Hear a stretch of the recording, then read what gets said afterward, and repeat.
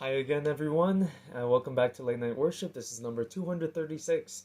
So, due to time constraints, I'm just going to be getting Late Night Worship this week and probably next week from the Leadership Bible.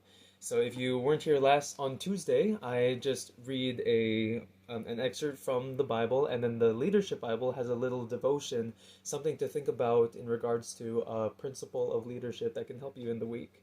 So let's start. This one is from John 13, 1 through 17. It's when Jesus washes his disciples' feet. So let's start. It was just before the Passover feast. Jesus knew the time had come for him to leave this world and go to the Father. Having loved his own who were in the world, he now showed them the full extent of his love. The evening meal was being served, and the devil had already prompted Judas Iscariot, son of Simon, to betray Jesus. Jesus knew that the Father had put all things under his power, and that he had come from God and was returning to God. So he got up from the meal, took off his outer clothing, and wrapped a towel around his waist. After that, he poured water into a basin and began to wash his disciples' feet, drying them with the towel that was wrapped around him. He came to Simon Peter, who said to him, "Lord, are you going to wash my feet?" Jesus replied, "You do not realize what I'm doing, but later you'll understand." "No," said Peter, "you'll never wash my feet." Jesus answered, "Unless I wash you, you have no part with me." "Then, Lord," Simon Peter replied, "not just my feet, but my hands and my head as well." Jesus answered, "A person who has had a bath needs only to wash his feet. His whole body is clean. And you are clean, though not every one of you." For he knew who was going to betray him, and that's why he said not everyone was clean. When he had finished washing their feet, he put on his clothes and returned to his place. "Do you understand what I've done for you?" he asked them. "You call me teacher and Lord, and rightly so, for that's what I am. But now that I, your Lord and teacher, have washed your feet, you also should wash another's feet. I have set you an example that you should do as I have done for you. I tell you the truth, no servant is greater than his master, nor is the messenger greater than the one who sent him. Now that you know these things, you will be blessed if you do them." It has a note here. Here Jesus demonstrated the upside-down values of God's kingdom. The greatest leader is the lowliest servant. When he had finished washing his disciples' feet, he said, "I've set you an example that you should do as I've done for you." Real leadership, servant leadership, follows this radical, no-holds-barred directive. And here's the longer devotional that goes with it.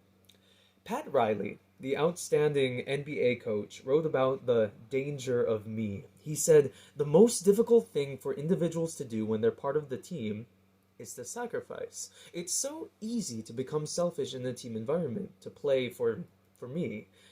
It's very vulnerable to drop your guard and say, okay, this is who I am, and I'm going to open up and give of myself to you." But that's exactly what you've got to do. Willingness to sacrifice is the great paradox. You must give up something in the immediate present, comfort, ease, recognition, quick rewards, to attract something even better in the future. So what's true on the basketball court is true in all of life. Serving others can be tough. Expending your energies and resources in the interest of others can be exhausting. Yet the most effective leaders are servants. Nobody demonstrated this better than Jesus on the night prior to his crucifixion. Alone with his disciples in a room in Jerusalem, Jesus did the unthinkable. When there was no servant to carry out the custom of foot washing, Jesus assumed the role. The master became the servant. The greatest and the most high became the least and the lowest. Jesus was able to do this because he was secure in himself. He knew who he was and where he was going, in verse 1. But Jesus also served his disciples because he loved them. While these two reasons would be adequate in and of themselves, the Lord had another reason for his actions. When he had finished washing the disciples' feet, Jesus told them, "I've set you an example that you should do as I have done for you," in verse 15.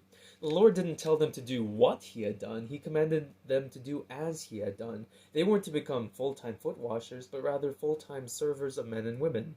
They were to be servant leaders. Are you a follower of Jesus? Do you desire to be his disciple? Make a commitment to do as he did and expend your energies in service to others. Why are we so impressed with what Jesus did? I'll let you think about that. I'll catch you on Tuesday. Goodbye.